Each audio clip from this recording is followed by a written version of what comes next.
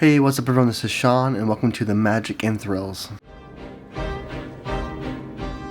Hey, what's up everyone, this is Sean, and welcome to another brand new video here on the Magic and Thrills. Now, today I wanted to kind of dive into one of the more fun subjects of discussion, if you will, pretty much about if Disney World or Disney in general as a company, but more on the parks really of Disney World have kind of lost their nostalgia. And what I mean by this essentially is, so let me and I'll back up a little bit to explain everything, or what I mean by it. But because basically, if you watch any of my other videos, I explained a few times where I grew up, like I'm sure like a lot of you did, where I grew up going to Disney World, going to all the parks in the early '90s and early 2000s and stuff like that as a kid. And that's kind of when we really make our core memories of Disney World, and that's what makes the nostalgia, if you will, kind of get built up, is when you go there over and over and over again, if you do, because a lot of families are kind of Disney families in a sense, where you kind of just start going there as a kid and you kind of just, it becomes a family vacation for everyone to go together, and it becomes all those memories kind of build up as your childhood memories. And it was no different for me, because again, I lived in Orlando, in the suburbs of Orlando as a kid, as a child, and I have distinct memories, not of the rides necessarily, it's not really of any ride specifically, but just the overall experience of going to the parks on the weekends. Like, we went to the beach too in Orlando as well, or we drove to the coast. But I just have really distinct memories of, like, riding the People Mover and going on Space Mountain as a kid, and just walking through the parks, and just really even the smell of the park, as weird as it might sound, of Magic Kingdom, for example, was the most common one that we visited. And just how, I just have those memories in my head at all times. And now I live in the Midwest, and I still frequent the parks. And I go to Disney World and Universal multiple times a year with my kids especially. And it's kind of an interesting thing to look back on, because I kind of feel like now, more than ever, that I feel like Disney is kind of losing its nostalgia factor a little bit. And I'll explain what I mean. So, for me, I'm very much, like, personally, I feel like Universal Orlando especially is kind of owning the game, if you will, of expansions, of being progressive, of park theming, and just getting things going. And they definitely didn't used to be. I have no memories, or at least my family, as far as I remember, did not ever go to Universal Orlando at all when I was a kid. And I don't remember why it was. I don't know if it was just because it wasn't, that much of an experience back then. And now I love it. Like, now I love Universal Orlando, like, so much. I love Halloween Horror Nights. I love the whole experience of it. Like, I love all the Harry Potter lands. And I'm excited for Epic Universe, as I'm sure most of you are as well. But for some reason, we just never went there when I was a kid to Universal. But Disney, we did. And so I had those memories, and I wanted to kind of, with my own kids, as I'm sure many of you do watching this, many of you guys probably have those memories too, that you want to pass along to your kids, or make new memories of the things, like, not really any rides specifically or anything anything specific, but just the overall experience of what you had as a kid, and pass it on to your kids with yourself as a parent.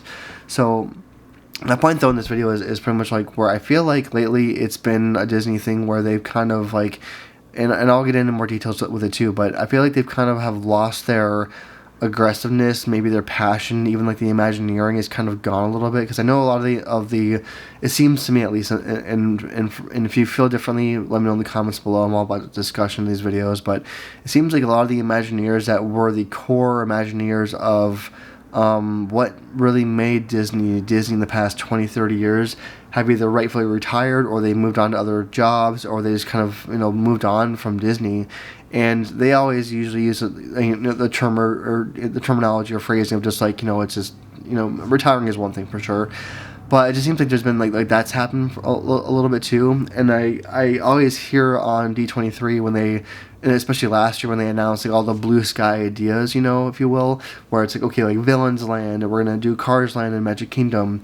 And to me, those ideas, as rad as they are, and hopefully they come to fruition, they kind of feel like, to me at least, like they're kind of being thrown out of left field in a way, where it's like just kind of like thrown at the wall to see if it sticks. But not even that. It's more of like they're not even really thought out that well. And personally, I think that Disney that Disney World is majorly overdue for the whole new gate of a new park completely.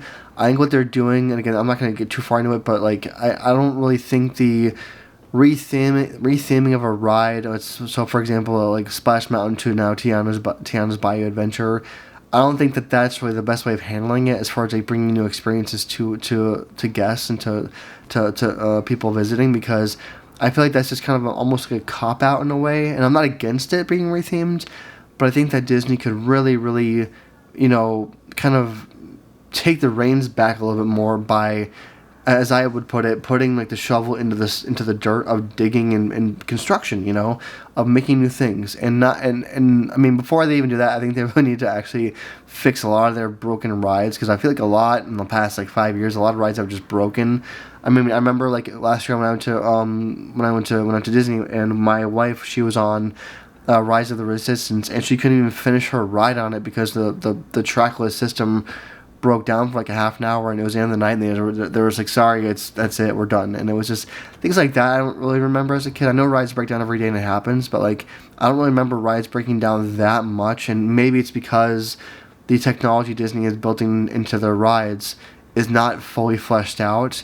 And even if that's the case, if it is, they really need to kind of just, I would even suggest taking the rides down for like a full weekend, if it, or however long it needs to be, and just fix them, make them better, and relaunch them, and have it just be done. Because I remember as a kid going to any of the theme parks in Disney and having those things happen. Maybe they did, and I just don't remember it. Let me know if they happened to you a lot more. But back in the day. But I don't feel like that's been that. I feel like that's a lot more common now, and I don't think it's a technology thing necessarily. But like even when Tiana's Bayou Adventure was opening up at Magic Kingdom, it took them months and months and months after it was opened to get it cleared off, or to get it like fleshed out as a ride.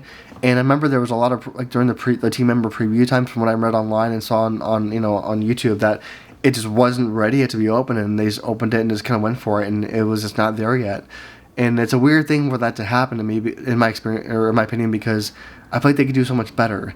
And so that's one factor of it too. I think that retheming a ride, I know nothing against it really, but I think that Disney has enough land, especially in Disney World, to where they could really just expand and make new lands if they needed to. Like even if you're not making a whole new gate, so to speak, as it's called, of a new park completely, I think they could just really I think they could really expand further and not really retheme rides. So like, for example, the coaster in Magic Kingdom, I forget the name of it right now, but sadly, that one's now under construction, and I know they're adding to it, which is totally fine and rad and cool. But I feel like, again, retheming a ride, like, and again, as far as like the whole like discussion over, like, for example, Rivers of America being transformed and being dried out to become now Cars Land, I don't know really what to think about it. I'm for it and I'm against it at the same time. I like what that whole area is like right now as it is. I do. It's been that way forever since Magic Kingdom opened up, and I'm not against what they're doing, because again, I'm a very progressive person by nature. I like change, but it goes back to that nostalgia thing where it's like, are they losing nostalgia by doing all these changes in the wrong places? That's the question. I don't know. It's one of those things where it's like, I feel like they have enough land back there to where the retheming of existing rides, or of existing experiences, is not really worth the hassle, when they could just really go a little bit further back and make this thing. And I'm not even talking about how these experiences and rides fit in to the lands. I don't care about that. That's never been a big thing. I mean, like, even as a kid, I didn't really care what ride was in Frontierland, and if it fit, I didn't really care about that. Some people dive really far into that, and that's fine. Not me.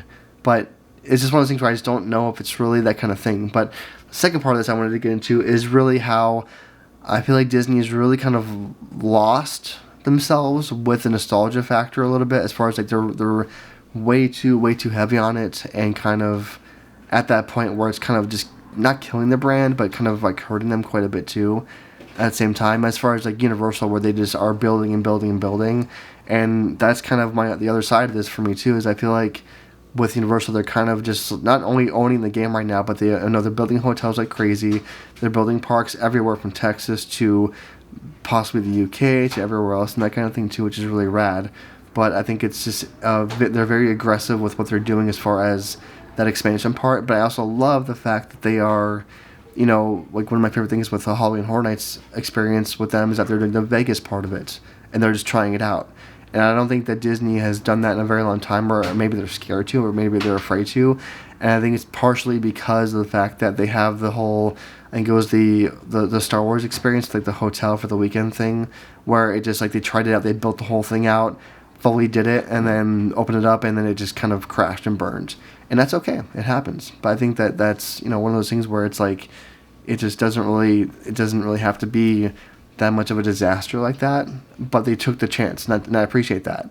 But the thing with that one, with the Star Wars experience, was that it was just way too overpriced, way too expensive. And I mean, I'm not a huge Star Wars fan personally at all. It's not my thing. So but I know the pricing of it because I saw so many people go to experience it and say it was okay, and they could kind of justify the price tag a little bit. But I feel like $2,000 to $3,000, I think, was the cost of it on average for a weekend 3-day experience is really rough, honestly. So, but back to my point of the video though, is that I wish that Disney would do more of the Star Wars style thing, not at that price tag, not of that all-inclusive thing of an experience, but like just be ambitious again. And because again, I feel like when I was a kid, that rides and themes and lands were, you know, being built fast and they were being done quickly, and they were working. And maybe it's also because I feel like back in the day too that Disney had a lot more movies that were I don't want to say like live action and animation, whatever the difference between those, that's another story too. But I feel like that back then they had a lot more hits in theaters, you know what I mean, of animated movies and just normal movies like that were just, you know, funded by Disney. So I feel like that's also hurting them right now because I mean, besides Moana 2 and other stuff, they really haven't had a heavy hitting movie every month like they used to. I feel like when I was a kid, there was a new movie by Disney in theaters every month. They usually did very, very well, and Pixar used to be killing it for movies in theaters. And now they have all the lands based off of Pixar and Disneyland, and they do very, very well. But I've not really seen Pixar do that much lately at all. They've had some stuff, but it hasn't been like, hey, every month we've got this new awesome movie coming out. It hasn't happened. And when that doesn't happen, and your primary source of not primary, but your influence in the world is media, is movies and stories and storytelling, when that doesn't happen nearly as well or hit as or have as much of an effect on the the world, so to speak, in this case, and then it's like what's going to happen? How are you going to kind of back that up with stuff in your parks? So I don't know. That's just kind of my thoughts on it. Please let me know what you think in the comments below as well. I'd love to know everyone's thoughts on it. But that's just on my mind lately on how I feel like they used to have a lot more hits in theaters. They used to have a lot more, and I'm not going to get into the political side. I'm not. So if you comment that, I'll just delete it. But I'm not going there with this. This has nothing to do with that stuff. I just think that the storytelling that they've had recently from both Pixar and just even old-fashioned 2D animation is just not there anymore. They're not trying to do it. It's all been, in my experience or in my opinion, lately, it's all been in the past couple of years. They've been re-theming the rides for sure, but they've been redoing all their classic movies into live action rather than coming up with brand new, fantastic, cool stories. And that's a bad thing. That cannot happen. Whereas Universal, although Universal's a lot more IP, like they purchase IP and then they build stuff out of it in their parks, it's working. It's working. They have the whole entire thing of Epic Universe is all IP based. It's Harry Potter. It's How to Train Your Dragon. Like, it's all working for them, but they're being aggressive about it, and they're just getting they're working and they're trying new things. But even if it doesn't work, they're still trying it, and they're still having that ambitiousness, which that wasn't there a long time ago for Universal, from what I remember. So again, let me know what you think in the comments below. I'd love to hear your thoughts on it as well. And thanks for watching, and I'll see you guys all in the next video.